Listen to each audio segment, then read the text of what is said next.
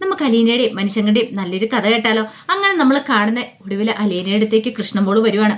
കൃഷ്ണമോള് വന്നിട്ട് പറഞ്ഞു, ചേച്ചി രോഹിത്തേട്ടനെ ജാമ്യത്തിലൊന്നും പുറത്തിറക്കാൻ പറ്റില്ലായിരിക്കും അല്ലേന്ന് ചോദിച്ചു. അത് കേട്ടപ്പം അലീന പറഞ്ഞു, മോളെ അത്ര പെട്ടെന്നൊന്നും ജാമ്യം കിട്ടത്തില്ല, നിനക്കറിയാലോ. ഗോവർദ്ധനങ്ങള് വക്കീലിനെ കണ്ടിട്ടുണ്ട്, വക്കീലിനോട് കാര്യങ്ങളൊക്കെ സംസാരിച്ചിട്ടുണ്ട്. പക്ഷെ പെട്ടെന്നൊന്നും ജാമ്യം കിട്ടത്തില്ലെന്നാ പറഞ്ഞേ. അതുപോലത്തെ കേസല്ലേന്ന് ചോദിച്ചു. ഇത് കേട്ടപ്പോൾ കൃഷ്ണമോൾ പറഞ്ഞു, ഇനിയിപ്പോൾ എന്ത് ചെയ്യും ചേച്ചി? രോഹിത്തേട്ടനെ ജയിലിലേക്ക് കൊണ്ടുപോകുന്നൊക്കെ ചോദിച്ചു. അത് കേട്ടപ്പോൾ അലീന പറഞ്ഞു, അങ്ങനെ ചോദിച്ചിട്ടുണ്ടെങ്കിൽ രോഹിത് തെറ്റ് ചെയ്തിട്ടുണ്ടെങ്കിൽ കൊണ്ടുപോകുമെന്ന് പറഞ്ഞു. തെറ്റ് ചെയ്തിട്ടുണ്ടെങ്കിൽ അതിനുള്ള ശിക്ഷ കൊടുക്കുമല്ലോ. അത് കേട്ടപ്പം കൃഷ്ണമോൾക്ക് ഭയങ്കര വിഷമായി. അങ്ങനെ എന്തെങ്കിലും സംഭവിച്ചിട്ടുണ്ടെങ്കിൽ അച്ഛന് സഹിക്കാൻ പറ്റില്ല. എല്ലാം ആ ഹരിയേട്ടൻ കാരണം. ഹരിയേട്ടാണ് ആ രോഹിത്തേട്ടനെ കൂടെ കൊണ്ട് ചീത്തയാക്കിയത്. പലപ്പോഴും രോഹിത്തേട്ടനോട് അച്ഛനും ഞാനും ചേച്ചിയൊക്കെ പറഞ്ഞിട്ടുള്ളല്ലേ, അന്നതൊക്കെ അനുസരിക്കുമായിരുന്നെങ്കിൽ ഇപ്പം ഇങ്ങനെയൊക്കെ വരുമായിരുന്നോ? ഇപ്പം കണ്ടില്ലേ, രോഹിത്തേട്ടൻ്റെ ജീവിതം മാത്രമല്ല കുടുംബം തന്നെ തകർത്ത് കളഞ്ഞില്ലേ.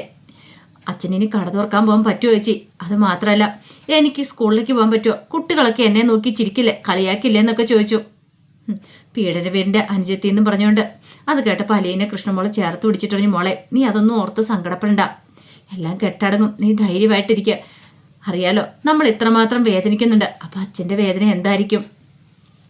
അതുപോലെ തന്നെ അമ്മയൊന്നും പുറത്ത് പറഞ്ഞില്ലെങ്കിലും അമ്മയുടെ മനസ്സിലും വേദന കാണുമെന്ന് പറഞ്ഞു. അത് കേട്ടപ്പോൾ കൃഷ്ണമോൾക്ക് ദേഷ്യമായി. അമ്മയ്ക്ക് ഇതൊന്നും അറിയേണ്ട കാര്യമില്ലല്ലോ. അങ്ങനൊന്നും പറയരുതെന്നൊക്കെ പറഞ്ഞിട്ട് കൃഷ്ണമോളെ ആശ്വസിപ്പിക്കുകയാണ് അലീന. പക്ഷെ ബബിതയ്ക്ക് ഇത് ഒരു കുലുക്കം ഉണ്ടായിരുന്നില്ല. എന്തൊക്കെ വന്നാലും ശരി, തനിക്കൊരു പ്രശ്നമില്ലെന്നുള്ള രീതിയിലാണ്. കോളേജിലേക്ക് പോയില്ലെങ്കിൽ പോയില്ല, അത്ര തന്നെ. മുറിയിലിരിക്കുക, ചാറ്റ് ചെയ്യുക, കൃത്യസമയത്ത് വന്ന് ആഹാരം കഴിക്കുക, അതൊക്കെയായിരുന്നു ബബിതയുടെ രീതികൾ. ഈ സമയം ചോദ്യം ചെയ്യാനായിട്ട് അകത്തേക്ക് കയറ്റിക്കൊണ്ട് പോവാണ്. തെളിവെടുപ്പിനായിട്ട് കൊണ്ടുവന്നിട്ടുണ്ടായിരുന്നു ഹരിയേയും രോഹത്തിനൊക്കെ. അങ്ങനെ അവരെ ആ വീടിനകത്തേക്ക് കയറ്റിക്കൊണ്ടുപോയി. അപ്പോൾ അവിടെ വെച്ചാണല്ലോ പീഡിപ്പേരും കാര്യങ്ങളൊക്കെ നടന്നേ. അങ്ങനെ അകത്തേക്ക് കയറി കഴിഞ്ഞപ്പോഴത്തേനും എസ് ഐ പറഞ്ഞ്, പറയടാ എങ്ങനെയാടാ നീ അവളെ ഇങ്ങോട്ട് കൂട്ടിക്കൊണ്ട് വന്നേന്ന് ചോദിച്ചു. അത് പിന്നെ സാറേ, ഞാൻ വിളിച്ചപ്പോൾ അവൾ വന്നതാ. നീ വിളിച്ചപ്പോൾ അവൾ വന്നു, പക്ഷെ അത്ര നേരാമണ്ണൊന്നും ആയിരിക്കില്ലോ നീ വിളിച്ചേ. ഇവിടെ അവൾ വരണമെങ്കിൽ അതിൻ്റെ പിന്നെ തക്കതായൊരു കാരണം കാണും. ഈ ആളൊഴിഞ്ഞ വീട്ടിലേക്ക് അവൾ നിന്നോടൊപ്പം വന്നു എന്ന് ചോദിച്ചു. വന്നു സാറേ. അല്ല, നിന്റെ കൂടെ അങ്ങനെ വരണമെങ്കിൽ നീ എന്തെങ്കിലും ഒരു കള്ളത്തരം പറഞ്ഞു കാണുമല്ലോ. ഞാൻ പറഞ്ഞു സാറേ, ഈ നിൽക്കുന്നതിൻ്റെ ബർത്ത്ഡേ എന്ന് പറഞ്ഞു. നാരിൻ്റെ ബർത്ത്ഡേ എന്ന് പറഞ്ഞാൽ കൂട്ടിക്കൊണ്ട് വന്നു. ഓ, അങ്ങനെ നീ കൂട്ടിക്കൊണ്ട് വന്നില്ലേ അവളെ? അല്ല, കൂട്ടിക്കൊണ്ട് വന്നാലും അവൾ ഈ വീട്ടിലെത്തിക്കഴിഞ്ഞപ്പോൾ ഇവരെ കണ്ടില്ലേ, എന്നിട്ട് അവളൊന്നും പറഞ്ഞില്ലേടാ? അതോ ബലാത്കാരമായിട്ട് നീ അവളെ പേടിപ്പിച്ചാണോന്ന് ചോദിച്ചു. അത് കേട്ട് കഴിഞ്ഞപ്പോൾ ഒരു നിമിഷം ഹരിശങ്കറൊന്നും മിണ്ടിയില്ല. പിന്നീട് ഹരിശങ്കർ പറഞ്ഞു, അത് പിന്നെ സാറേ പറയടാ, നിന്റെ വായിക്കകത്തേക്ക് നാക്കില്ലേന്ന് ചോദിച്ചോണ്ട് 2 എണ്ണം ഇട്ട് കൊടുക്കണം സാറേ. അതവള് സ്വഭാവത്തോടെ ഒന്നും ആയിരുന്നില്ല എന്ന് പറഞ്ഞു. സ്വഭാവത്തോടെ ആയിരുന്നില്ലെന്നോ? ഹോ, നിനക്ക് പിന്നെ പണ്ട് തൊട്ട് മയക്കുമരുന്ന് കൊടുത്ത് ശീലം ഉണ്ടല്ലോ. സത്യം പറയടാ, മയക്കുമരുന്ന് കൊടുത്താണോ നീ അവളെ പീഡിപ്പിച്ചതെന്ന് ചോദിച്ചു. അത് സാറേ, എങ്ങനെയാടാ കൊടുത്തതെന്നൊക്കെ ചോദിക്കുവാണ്. എല്ലാ കാര്യങ്ങളും അവർക്കറിയണമല്ലോ. അങ്ങനെ വരുന്ന വഴിക്ക് കാറിനകത്ത് വെച്ച് വെള്ളത്തിനകത്ത് കൊടുത്ത അതാണ് അവൾ കുടിച്ചത്. ഓഹോ, അപ്പം നിന്നെ വിശ്വസിച്ച ആ പെൺകുട്ടിയെ നീ ചതിച്ച് വഞ്ചിക്കുമായിരുന്നല്ലേടാന്ന് ചോദിച്ചു. പിന്നീടോ അവളെയും കുട്ടിക്കൊണ്ട് ഇങ്ങോട്ട് വന്നു. അവൾക്ക് സംശയം ഉണ്ടായിരുന്നു ഇവിടെ പിറന്നാളൊക്കെ ഉണ്ടോയെന്ന്. സംശയം വരാത്ത രീതിയിലുള്ള കാര്യങ്ങളൊക്കെ ചെയ്തേ. പിന്നീട് എന്താണ് സംഭവിച്ചേ? അവൾ എതിർത്തില്ലേന്ന് ചോദിച്ചു. സാറേ, ഇവിടെ വന്നു കഴിഞ്ഞപ്പോഴത്തേനും അവൾക്ക് തലയിറങ്ങുന്ന പോലെ തോന്നുന്നുണ്ടെന്ന് പറഞ്ഞു. ഞാൻ മുറി കൊണ്ടേ കിടത്താന്നും പറഞ്ഞ് മുറിയിലേക്ക് കൂട്ടിക്കൊണ്ട് പോയെന്ന് പറഞ്ഞു. ഓഹോ, എന്നിട്ട് നീ കാര്യം നടത്തിയല്ലേടാന്ന് ചോദിച്ചു. അവളുടെ എതിർപ്പിനെയൊക്കെ അവഗണിച്ചിട്ട്. എന്നിട്ടോടാ? അതിനുശേഷം എൻ്റെ കൂട്ടുകാരെ പറഞ്ഞ് തീരുവല്ല, പടക്കം പൊട്ടുന്ന പോലെ കൊടുത്തു. എടാ വൃത്തിയേട്ടവനെ, നീ ഇത്രയ്ക്ക് തരം താഴവനായിപ്പോലോ. ഒരു പെങ്കുച്ചിനെ പ്രേമിച്ചിട്ട് പിന്നെ കാര്യം കഴിഞ്ഞിട്ട് സ്വന്തം കൂട്ടുകാർ കൂടെ കാഴ്ചവെക്കുക ഏതെങ്കിലും ആൾക്കാർ ചെയ്യുന്നതാണോ? മൃഗങ്ങൾ പോലും കാണിക്കില്ലോടാ എന്നൊക്കെ പറഞ്ഞുകൊണ്ട് കുറേ കൊടുക്കുകയാണ് അങ്ങോട്ടിട്ട്. രോഹിത്തൊക്കെ പേടിച്ച് വരച്ചു പോയി. പിന്നീട് അവന്മാരോടും ചോദ്യങ്ങൾ ചോദിക്കുന്നുണ്ട്. പക്ഷെ രോഹിത്ത് ചെയ്തിട്ടില്ലെന്ന് തന്നെ ഉറപ്പിച്ച് പറയണം. കാരണം രോഹിത്ത് അങ്ങോട്ടേക്ക് പോയി, പക്ഷെ ചെയ്തില്ല, ഞാനൊന്നും ചെയ്തില്ല സാറേ, ഞാൻ അങ്ങോട്ടേക്ക് പോയെന്നുള്ള ശരി തന്നെയാണ്, പക്ഷെ ഞാനൊന്നും ചെയ്തില്ല എന്ന് പറഞ്ഞു. നീ കൂടുതൽ പുണ്യാളനൊന്നും ആവാൻ ശ്രമിക്കണ്ട, എല്ലാം ഞങ്ങൾക്കറിയാമെന്ന് പറഞ്ഞു. പോലീസുകാർക്ക് അത് വിശ്വസിക്കാൻ പറ്റുന്നുണ്ടായിരുന്നില്ല. അതേ സമയത്ത് ഈ ചോദ്യം ചെയ്യുന്ന വീടിൻ്റെ പുറത്ത് ആൾക്കാർ പ്രശ്നം ഉണ്ടാക്കാൻ തുടങ്ങി. അവർ ഭയങ്കര പ്രശ്നമാണ്, അവനിങ്ങോട്ട് ഇറക്കി വിടാനൊക്കെ പറഞ്ഞിട്ട് വായി വന്നെല്ലാം വിളിച്ചു പറഞ്ഞുകൊണ്ടിരിക്കുക. അപ്പോൾ പോലീസുകാരുടെ വലിയ സെക്യൂരിറ്റിയും കാര്യങ്ങളും ഉണ്ടായിരുന്നു. കാരണം ഇല്ലെങ്കിൽ അവന്മാർക്കിട്ട് നല്ല പണി തന്നെ കിട്ടും. അവന്മാരെങ്കിലും നാട്ടുകാരുടെ കൈ കിട്ടിയിട്ടുണ്ടെങ്കിൽ ഇടിച്ചിഞ്ച പരുവാക്കി വെക്കും. പിന്നെ പുറലോകം പോലും കാണത്തില്ല. പാവടിച്ചൊരു പെൺകുട്ടിയെ, അത് കോളനിയിൽ താമസിക്കുന്ന ഒരു പെൺകുട്ടിയെ, പ്രായപൂർത്തിയാകാത്ത പെൺകുട്ടിയെ പീഡിപ്പിച്ചിരിക്കുന്നത്. അപ്പം അതുകൊണ്ട് വെറുതെ വിടുവോ?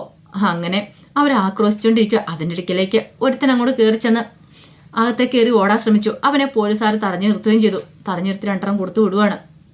ഗേറ്റൊക്കെ പൂട്ടിയിട്ടിരുന്നുകൊണ്ട് ആൾക്കാരൊക്കെ അകത്തേക്ക് കയറാനും പറ്റിയിട്ടുണ്ടായിരുന്നില്ല. ആ സമയം SI ഹരിയോട് ചോദിച്ചു, നീ ഇതിനു മുമ്പ് അവളെ പീഡിപ്പിച്ചിട്ടുണ്ടോ എന്ന് ചോദിച്ചു. ഇല്ലയെന്ന് പറഞ്ഞു. വേറെ എവിടെയെങ്കിലും കൊണ്ടുപോയിട്ടുണ്ടാടാന്ന് ചോദിച്ചു. ഇല്ല സാറേ, അത് പിന്നെ സത്യം പറയടാ. പിന്നീട് ഒരു തവണ ഇതുപോലെ ഒരു ഹോം സ്റ്റേയിലേക്ക് കൊണ്ടുപോയ കാര്യം പറഞ്ഞു. അന്ന് അവൾ സമ്മതിക്കാത്ത കാര്യമൊക്കെ പറയണം. അതെല്ലാം കേട്ട് കഴിഞ്ഞപ്പോൾ രോഹിത് ഞെട്ടിപ്പോയി. രോഹിത് ഒരിക്കലും പ്രതീക്ഷയല്ല ഇങ്ങനെയൊക്കെ. കാരണം തന്നോട് പല കാര്യങ്ങളും കള്ളത്തരമാണ് ഹരിശങ്കർ പറഞ്ഞെന്നുള്ള കാര്യം വ്യക്തമായിട്ട് അവന് മനസ്സിലായി. പോലീസിൻ്റെ അടുത്ത് ഹരിശങ്കറിന് കള്ളത്തരം പറയാൻ പറ്റില്ലായിരുന്നു. ആ സമയം കമല ശിവശങ്കരനോട് പറഞ്ഞു, ശിവേട്ട എങ്ങനെയെങ്കിലും അവനെ പുറത്തു കൊണ്ടുവരണം. എൻ്റെ മോനെ എനിക്ക് കാണണം. കാണാതിരിക്കാൻ പറ്റില്ല. പോലീസുകാരെ അവനെ ഇടിക്കുമായിരിക്കുമല്ലേ. അത് കേട്ടോണ്ട് മനുശങ്കർ വന്നിട്ട് പറഞ്ഞു, ഇടിക്കുമല്ല, ഉമ്മ വെക്കത്തുള്ളൂ. അമ്മേ, ഇത്ര വൃത്തിയായിട്ടൊരു പരിപാടി ചെയ്താൽ പിന്നെ പോലീസുകാരെന്താ ചെയ്യുന്നതെന്ന് ചോദിച്ചു. അത് കേട്ടപ്പോൾ കമല പറഞ്ഞു, പൈസ കൊടുത്തിട്ടുണ്ടെങ്കിൽ ശരിയാവോ ശിവേട്ടൻ ചോദിച്ചു. പൈസ കൊണ്ട് അങ്ങോട്ട് ചെന്നാൽ മതി. അമ്മ എന്താ വിചാരിച്ചുകൊണ്ടിരിക്കുന്നത്? ഇനിയിപ്പോൾ അവർക്ക് കേസില്ലെന്ന് പറഞ്ഞാൽ പോലും സ്വമേധയെ കേസെടുക്കും. കാരണം ഇത് പോസ്കോ കേസ് എങ്ങാനും വേണം തീർന്നു പറയണം. പിന്നെ വനിതാ കമ്മീഷൻ എന്ന് വേണ്ട, സർവ്വ കമ്മീഷനും ഇതിനകത്ത് ഇടപെടുമെന്ന് പറഞ്ഞു. അമ്മയ്ക്ക് ഇതിനെക്കുറിച്ചൊന്നും അറിയത്തില്ലാത്തതുകൊണ്ടാണോ? അതെങ്ങനെയാ, പൊട്ടക്കണ്ടില്ല തവളെ പോലെ ഇങ്ങനെ ഇരിക്കും എന്നൊക്കെ പറഞ്ഞിട്ട് കുറേ ചേത്തി അങ്ങോട്ട് പറയണം. ആ സമയത്താണ് രാജീവും വരുന്നത്. രാജീവിനോട് എത്രയും പെട്ടെന്ന് വരാൻ പറഞ്ഞിട്ടുണ്ടായിരുന്നു. അപ്പോഴേക്കും മനുശങ്കർ അങ്ങോട്ട് ഇറങ്ങി ചെന്നു. അങ്കിളും എത്തിയോ? എന്താണെന്ന് നന്നായി. അത് കേട്ടപ്പം രാജീവൻ ചോദിച്ചു, എടാ ഇവിടുത്തെ കാര്യങ്ങൾ എന്തായി? നീ അലീനയോട് സംസാരിച്ചോ എന്ന് ചോദിച്ചു. എന്ത്? അലീനയോട് ഞാൻ എന്താ സംസാരിക്കണ്ടേ? ആ DYSP സാറിനെ കണ്ട അലീനെ കാല് പിടിക്കണോ? അതാണോ ചെയ്യേണ്ടതെന്ന് ചോദിച്ചു. എടാ അവളെ കൊണ്ട് ഒന്ന് റെക്കമെൻഡ് ചെയ്യിക്കാൻ വരായിരുന്നു. എന്ത് റെക്കമെൻഡ് ചെയ്യിക്കാനായിട്ട്? എൻ്റെ ഇളയച്ചൻ അറിയത്തില്ലാഞ്ഞിട്ടാണോ? ഇത് അത്ര നിസ്സാര കാര്യമൊന്നുമല്ല, ഉദ്ദേശിച്ച പോലെയൊന്നും അല്ല കാര്യങ്ങൾ എന്നൊക്കെ പറഞ്ഞു. അപ്പോഴേക്കും ശിവശങ്കരനും കമലയും കൂടെ അങ്ങോട്ട് വന്നു. രാജീവനകത്തേക്ക് കയറി ചെന്ന് കഴിഞ്ഞപ്പോൾ തന്നെ ശിവശങ്കരൻ പറഞ്ഞു, എന്ത് ചെയ്യാൻ എൻ്റെ രാജീവ, പെട്ടുപോയില്ലേ, ഇനിയിപ്പോൾ എങ്ങനെയെങ്കിലും അവന്മാരെ രക്ഷിച്ചെടുത്തല്ലേ മതിയാവുള്ളൂ. രാജീവൻ പറഞ്ഞു, അത് ശരിയാ, 2 കുട്ടികളുണ്ടല്ലോ നമ്മുടെ കുടുംബത്തിലെ, അവരെ എങ്ങനെയും രക്ഷിക്കണമെന്ന് പറഞ്ഞു. അല്ല അവന്മാരെ കാണാൻ പറ്റിയോ ശിവേട്ടെന്ന് രാജീവൻ ചോദിക്കുകയാണ്. എങ്ങനെ കാണാനൊന്നും പറ്റിയില്ല, അങ്ങോട്ടേക്കും പോയിട്ടില്ല. പിന്നെ ഇനിയിപ്പോൾ കോടതിയിൽ ഹാജരാക്കണ സമയത്ത് അവിടെ വെച്ച് കണ്ട് സംസാരിക്കാൻ പറ്റിയെങ്കിലേ ഉള്ളൂ.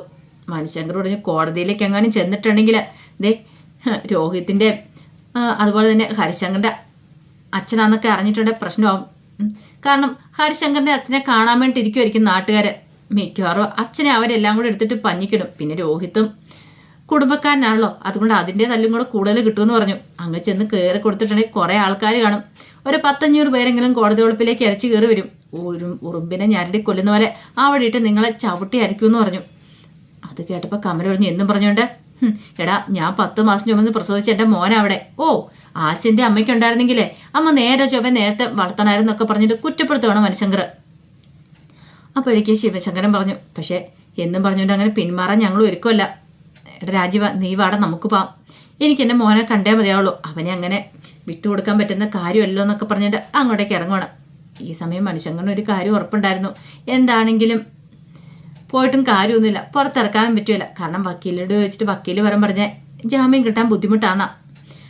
അപ്പം ജാമ്യം കിട്ടാന്ന് പറഞ്ഞാൽ അത്ര എളുപ്പമുള്ള കാര്യമല്ലല്ലോ. ഈ സമയത്ത് രേവതിക്കുട്ടി അലീനയെ വിളിക്കുന്നുണ്ട്. അലീനയെ വിളിച്ചിട്ട് കാര്യങ്ങളൊക്കെ തിരക്കുവാണ്. അലീന ചേച്ചി വല്ല വിവരമുണ്ടോ?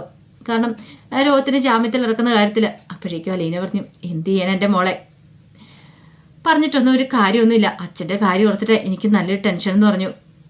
അച്ഛൻ എന്തെങ്കിലും സംഭവിക്കുമെന്നൊരു പേടി എനിക്കുണ്ട്. പാവം സഹിക്കാൻ പറ്റുന്നതിന് മാക്സിമം സഹിക്കുന്നുണ്ടെന്ന് പറഞ്ഞു. സാരമില്ല ചേച്ചി, വിഷമിക്കൊന്നും വേണ്ട, ചേച്ചി ധൈര്യമായിട്ടിരിക്കുക, എന്തെങ്കിലും ആവശ്യമുണ്ടെങ്കിൽ വിളിക്കണം എന്നൊക്കെ പറഞ്ഞു. ഈ സമയം ബാലേന്ദ്രന് നല്ല ടെൻഷൻ ഉണ്ടായിരുന്നു. ബാലേന്ദ്രനെ കാണാൻ ഡോക്ടർ വന്നു കഴിഞ്ഞപ്പോൾ ബാലേന്ദ്രൻ തൻ്റെ മനസ്സുള്ള കാര്യങ്ങളൊക്കെ പറയാണ്. ഡോക്ടറെ എനിക്ക് വീട്ടിൽ പോകണമെന്ന് പറഞ്ഞു. ഡോക്ടർ പറഞ്ഞു, ബാലേന്ദ്ര തങ്ങൾക്ക് ശരിക്കും സുഖമായിട്ടില്ല. അതൊന്നും സാരമില്ല ഡോക്ടറെ, എന്നെ ഇവിടെ പിടിച്ചു കിടത്തിയിട്ട് കാര്യമില്ല, എനിക്ക് വീട്ടിൽ പോകണം. ഇതേ 2 പെൺകുട്ടികൾ തനിച്ചോളാം അവിടെ, അല്ല 2-3 പെൺകുട്ടികൾ തനിച്ചോളാം അവിടെ, എനിക്ക് വീട്ടിലേക്ക് പോയാൽ മതിയാവുള്ളൂ പറഞ്ഞു.